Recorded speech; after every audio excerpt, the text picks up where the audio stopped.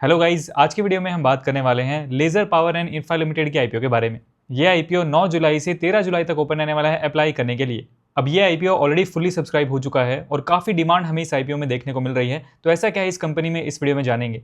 सबसे पहले हम इससे ग्रे मार्केट प्रीमियम की बात करेंगे, जिसमें थोड़ा बहुत इसके लिस्टिंग इनका अंदाजा लग जाएगा। उसके बाद कंपनी की आईपीओ की डिटेल्स, कंपनी क्या बिजनेस करती है, इस इंडस्ट्री में क्या फ्यूचर है, कंपनी के की फाइनेंशियल फंडामेंटल्स को डिटेल में समझेंगे और मेरा क्या ओपिनियन रहने वाला है, अप्लाई करना चाहिए नहीं, लास्ट में इसकी बात करेंगे। इसलिए वीडियो को पूरा देखिएगा। सबसे पहले अगर हम इसे ग्रे मार्केट प्रीमियम की बात करें, इसका करंट जीएमपी यहाँ पे 36 के अराउंड चल रहा है, यानी हमें इसमें करीब 17% का एस्टिमेट लिस्टिंग गेन देखने को मिल सकता है। यानी पर लॉट के हिसाब से 2500 रुपए तक का फायदा देखने को मिल सकता है अंदाजन। हालांकि देखिए, जीएमपी जो होता है सिर्फ एक अंदाजा होता है, कोई गारंटी नहीं होती कि ऐसे ही परफॉर्म करेगा और ये टाइम टू टाइम चेंज भी होता रहता है। इस चीज़ का भी हमें ध्यान रखना है।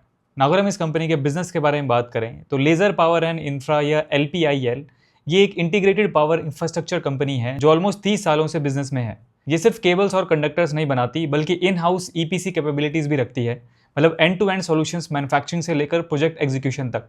सबसे बड़ी बात, ये ईस्ट इंडिया की इंटीग्रेटेड पावर इंफ्रा चैंपियन है।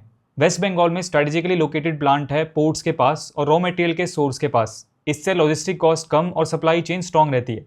अब यहाँ एक और इंटरेस्टिंग एंगल है, global tech made in India. Company ने TS कंडक्टर कॉर्प USA के साथ पार्टनरशिप की है। इससे वो लोकली एडवांस STLS और ACSS कंडक्टर्स मैन्युफैक्चर कर सकते हैं।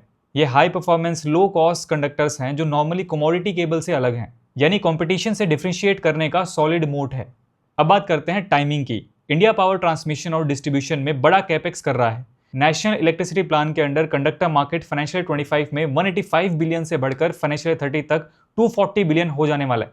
ये ग्रोथ सिर्फ नंबर्स नहीं है, ये रियल प्रोजेक्ट्स, ग्रिड मॉडर्नाइजेशन और रिन्यूएबल इंटीग्रेशन से आ रहा है। Laser power and infra exactly इसी थीम पर पोजीशनड है। जब भी ट्रांसमिशन लाइंस एक्सपैंड होंगी या अपग्रेड होंगी, कंडक्टर्स और केबल्स की डिमांड बढ़ेगी, तो उस अपॉर्चुनिटी का बेनिफिट इस कंपनी को मिल सकता है। इनकी ऑर्डर बुक भी स्ट्रांग हुई है, 3243 करोड़ तक पहुंच गया, पहले 2317 करोड़ था। And installed capacity 85,448 metric tonne है। चलिए अब हम क्विकली इस आईपीओ की डिटेल्स की बात कर लेते हैं।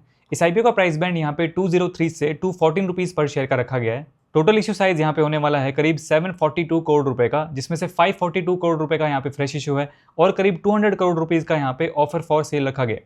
फ्रेश इशू यहाँ पे ज्यादा रखा गया है, यानी वो पैसा कंपनी के पास डायरेक्टली जाने वाला है। ये चीज यहाँ पे अच्छी लगी।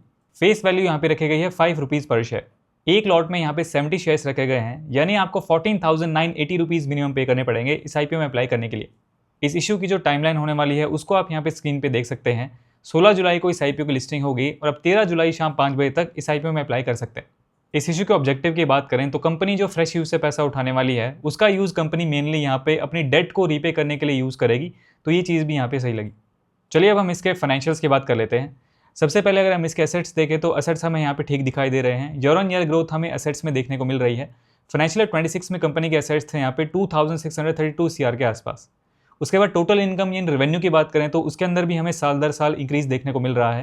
फाइनेंशियल 26 में कंपनी का रेवेन्यू था यहाँ पे 2347 CR के आसपास। उसके बाद प्रॉफिट आफ्टर टैक्स की बात करें, फाइनेंशियल 24 में कंपनी का प्रॉफिट यहाँ पे 40 CR के आसपास था, जो फाइनेंशियल 25 में बढ़कर हो गया 106 CR के आसपास। फर्दर फाइनेंशियल 26 में और इंक्रीज देखने को मिला, 151 CR के आसपास कंपनी ने अपना प्रॉफिट यहाँ पे रिपोर्ट किया। तो प्रॉफिट के अंदर भी ईयर ऑन ईयर ग्रोथ हमें यहाँ पे देखने को मिल रही। उसके बाद EBITDA एंड नेटवर्थ हमें यहाँ पे ठीक देखने को मिल रहे हैं। टोटल बोरोइंग की बात करें तो कंपनी के ऊपर यहाँ पे थोड़ा सा डेट भी है। एज ऑफ फाइनेंशियल 26 कंपनी के ऊपर यहाँ पे 828 CR का डेट है और अगर हम इनके current debt to equity ratio की बात करें तो वो 1.1 का है। जैसा मैंने बताया, कंपनी जो फ्रेश यूज से पैसा उठाने वाली है उसका यूज मेनली वो यहाँ पे अपने डेट को रीपे करने के लिए यूज करेंगे, तो ये डेट टू इक्विटी रेशियो हमें फ्यूचर में कम देखने को मिल सकता है। उसके बाद अगर हम इसके फंडामेंटल्स की बात करें तो कंपनी की ROE, ROC एंड ROW यहाँ पे ठीक दिखाई दे रहे हैं। 15% से ऊपर है, तो ये अच्छी चीज़ है। नेक्स्ट अगर हम इसके PE रेशियो यानी प्राइस टू अर्निंग रेशियो की बात करें तो करंटली वो यहाँ पे 16 के आसपास है और इसके PE रेशियो को इसके पेयर ग्रुप की कंपनी से हम कंपेयर करते हैं तो इसका PE रेशियो यहाँ पे लोअर साइड में है, यानी कंपेटिटर्स के मामले में इसका PE रेशियो यहाँ पे कम है। इस मामले में भी ये ठीक नजर आ रही। नाउ चलिए अब हम कंक्लूजन की बात करते हैं कि इस आईपीओ में अप्लाई करना चाहिए नहीं। लिस्टिंग गेन के पॉइंट ऑफ व्यू से बात करें, सबसे पहला हमारा पॉइंट आता है इसका GMP। तो GMP हमने देखा इसका करीब 17% के आसपास चल रहा है, यानी ठीक ठाक लिस्टिंग गेन की उम्मीद हमें इसमें देखने को मिल सकती है। हालांकि GMP के पूरे भरोसे हमें यहाँ पे नहीं रहना चाहिए, ये कोई फिक्स नहीं होता है कि ऐसे ही परफॉर्म करेगा।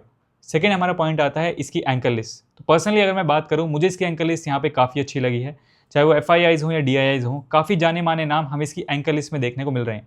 थर्ड हमारा पॉइंट आता है इसकी वैल्यूएशन। तो ओवरऑल इसके फाइनेंशियल्स को देखते हुए, इसके फंडामेंटल्स को देखते हुए, इसके पी रेशियो को इसकी पीयर ग्रुप की कंपनी से कंपेयर करते हुए मुझे पर्सनली इसकी वैल्यूएशन यहाँ पे अच्छी लगी, क्योंकि कंपेटिटर्स के कंपैरिजन में इसका पी रेशियो भी यहाँ पे लोअर साइड में है। एंड फोर्थ हमारा पॉइंट आता है इस आईपीओ की डिमांड। तो जैसा मैंने आपको बताया, ऑलरेडी ये आईपीओ फुली सब्सक्राइब हो चुका है। मुझे ऐसे लगता है आने वाले टाइम में और अच्छी खासी डिमांड हमें इस आईपीओ में देखने को मिल सकती है। तो ओवरऑल सारी चीज़ों को देखते हुए पर्सनली मैं फिलहाल इस आईपीओ में यहाँ पे इंटरेस्टेड हूँ। हालांकि आपको अपना डिसीजन अपने रिस्क एंड एनालिसिस पे लेना है। Now long term point of view से बात करें, लेजर पावर एंड इंफ्रा एक ऐसा प्लेयर है जहां आपको इंडिया के पावर ग्रिड एक्सपेंशन का डायरेक्ट एक्सपोजर मिल रहा है, साथ में मार्जिन एक्सपेंशन, डिलीवरेजिंग और टेक्नोलॉजी एज भी, एंड वैल्यूएशन पीयर से काफ़ी कंफर्टेबल है। हाँ, रिस्क हमेशा होते हैं, raw material prices, execution on large orders और वर्किंग कैपिटल मैनेजमेंट भी मैटर करेगा। अगर आप पावर इंफ्रा थीम पे लॉन्ग टर्म कन्विक्शन रखते हो तो इस आईपीओ को कंसिडर कर सकते हो।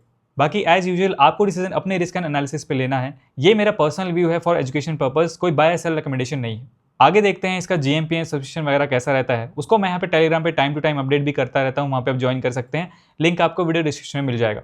आपको इस आईपीओ के बारे में क्या लगता है, आप क्या करने वाले हैं, कमेंट सेक्शन में अपना ओपिनियन जरूर शेयर कीजिए। आपको इस आईपीओ के बारे में क्या लगता है, आप क्या करने वाले हैं, कमेंट सेक्शन में अपना ओपिनियन जरूर शेयर कीजिए। आज की वीडियो में इतना ही। वीडियो पसंद आया तो लाइक कीजिए। मेरा नाम है सुनील, मिलते हैं नेक्स्ट वीडियो में। Thanks for watching.